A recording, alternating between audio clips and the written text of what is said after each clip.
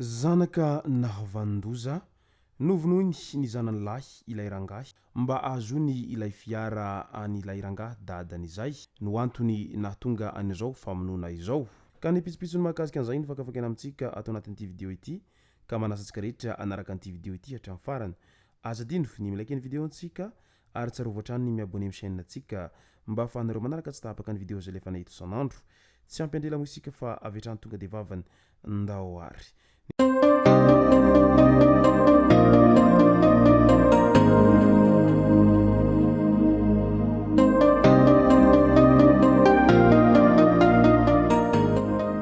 Ny tonga tsy miaraba hono ny namantezitra ka dia faly miaraba isika rehetra mpanaraka tsy tapaka an'ity chaîne ity tenako amin'ity androandroany ity. Arakin'izay efa natsipiko zay dia ny lehilahy anankiray izay namonina faty ny rainy no tena iompanantsika atao anatin'ity vidéo ity. Fa milohan'izay dia andao aloha ho resantsika ireto tsara ho fantatra manaraka ireto. Loza mifamoivoizana Antsirabe faharoa namoy ny ainy ny mpamily tratran'ny retina tampoka ny mpamily ity fiara fitateram-bahoaka tamin'iny androny rome iny tamin'ny 5 ora maraina raha ny voalazany loharanom-baovao. Ny alalalana ka ny hilana teo ankaviany ity fiara ity izay avy Antananarivo ho an'ny fandriana ity vokatrizay aretina nahazo ny sofera izay. Teo Ambohitsoa Andohanakoho Fokotany Mahasoa commune Ambonivohitry ny Manandona distrikany Antsirabe faharoa PK 180+100 no nitrangany ity loza ity. Na dia nentina namonjy hôpitaly aza ilay mpamily dia tsy tana intsony ny ainy. Tsy nisy nahina kosa ny ireo mpandeha tao anatiny ity fiara ity fa ilay mpamily kosa dia maty teo ampamiliana an'ity fiara ity ka izay no nahatonga an'ity fiara ity ny ilana amin'izay ilany havia izay.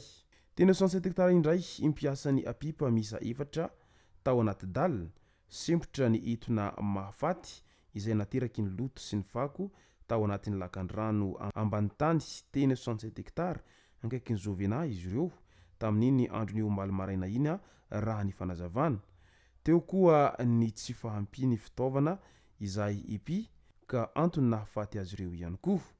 Ireto avy ireo mpiasa izay namoy ny ainy tao anatin'izay fahasemporana tao anatin'ny lavaka izay. Rakoto Mandresy Andriantsiferana Sanda Sarobidy 4 taona izay chef de service de la maintenance et d'exploitation. Rakotondrasoa Afriniena Jemima 4 taona Ambohière. Rakotondrina Todsoa 4 taona Ambohière ihany koa. Rakotorason Laza 4 taona Ambohière.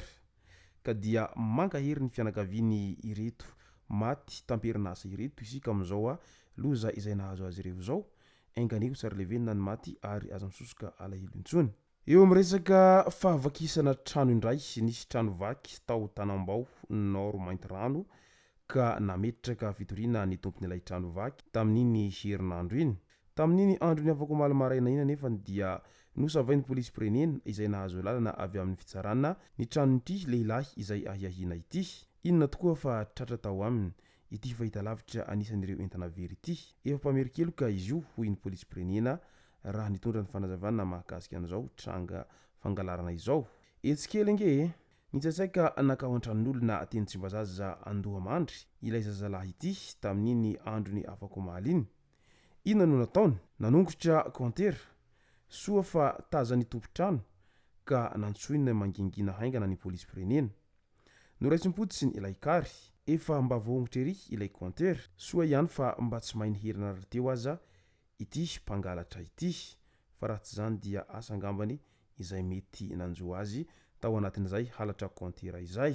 Eo amin'ny resaka halatra indray fantatra amin'izao fotoana izao fa dahalo misa 30 eo no nanafika tokantrano misa 8 tao Soaviny Merina mahitsy lalana mihazo ny Bevomanga ny aliny alarobia 3 aprily 2024 lasa teo iny. Araky ny loharanom-baovao maro ireo olona naratra ary vaviantitra iray no somary voadona ny sainy noho ny hatairana nandritra izay fanafiana izay.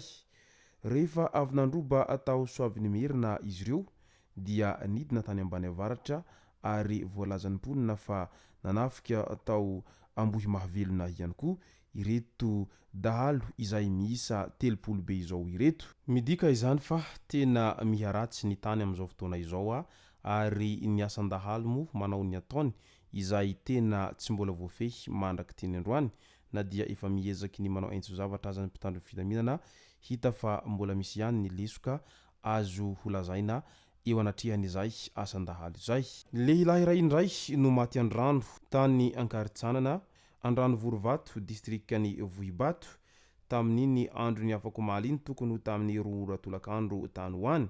Tsara marina fa olona avy Alakamisy itenina izy io fa ny vahiny tamina fianakaviana atao antsaboka no izao tradoza izao ka dia mankahery ny fianakaviany hatrany amin'izao loza izay nahazo azy izao ary ainganio tsara levenina ny maty ary aza misosoka alahelo intsony.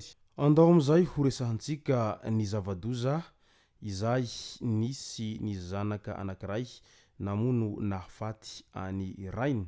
Hita faty tao ny tany malalaka fokotany Ambohitrambo komina Talatamaty ilay raim-pianakaviana tamin'ny 4 aprily lasa teo iny. Ity farany izay notsatoana zava-maranitra ary saika feno lavaka avokoa ny vatany. Nametraka fitoliana ny fianakaviany taorian'izay. Fantatra taorian'ny fanadihadiana rehetra fa ny zanany lahy ihany no nahavita nandatsaka ny ainy Rainy ity izay niarahany tamin'ny namany roa lahy. Niaraka nanao andrana teknika ny fiaran'ny Rainy ity ilay zanany lahy ity izay efa nitondra namana roa hafa tamin'ny 3 aprily 2024 tamin'ny 5 ora sasany hariva tany hoany. Novelesin'izy roa lahy avy aoriana tamin'ny marteau sy antsy ary nokiandaina ilay raim-pianakaviana rehefa nanome toromarika ny zanany. Ity farany no namarana ny tantarany ilay Rainy tamin'ny tsindronantsy mba hanaporofoana fa tena vita ny asa. Narian'izy ireo tany amin'ny toerana mangingina ny razana avy eo. Marihina fa efa nisaraka efa 7 taona ny tompoko lahy sy ny vadiny ary namela fananana maro izy taorian'izay. Nanambady indray i dada ka niteraka zazalahy iray. Anisan'ny fananana vao azo n'ity tompoko lahy ity ilay fiara izay nitsoritin'ny zanany izay navandoza ity. No tanana amponja Intsiafay avokoa izy 3 lahy rehefa avy natolotra ny fitsarana manoloana an'ity raharaha famonoan'olona tamin'ny fomba fiona bibina ity. Tena mahagaga ny toetsen'olombelona amin'izao fotoana izao satria ny zanaka nateraka avy dia mahavita mamono mahafaty ny ray izay niteraka azy izay. Iza tsony ny olona mety ho azo atokisana amin'izao fotoana izao fa tena efa mivadika biby ny olona rehetra ary miharatsy mandrakariva ny tany. Izay no masaka azo naroso tao anatin'ity video ity tompoko lasy tompoko vavy. Misaotra antsika rehetra nanaraka an'ity video ity hatramin'ny farany. Azadino ny milaiky ny video antsika ary tsara voatrany ny miabone amin'ny chaîne antsika mba ahafahanareo manaraka tsy tahabaka ny video izay lefa nahita isan'andro. Tompoko lasy tompoko vavy mankasitraka dia mirary soa.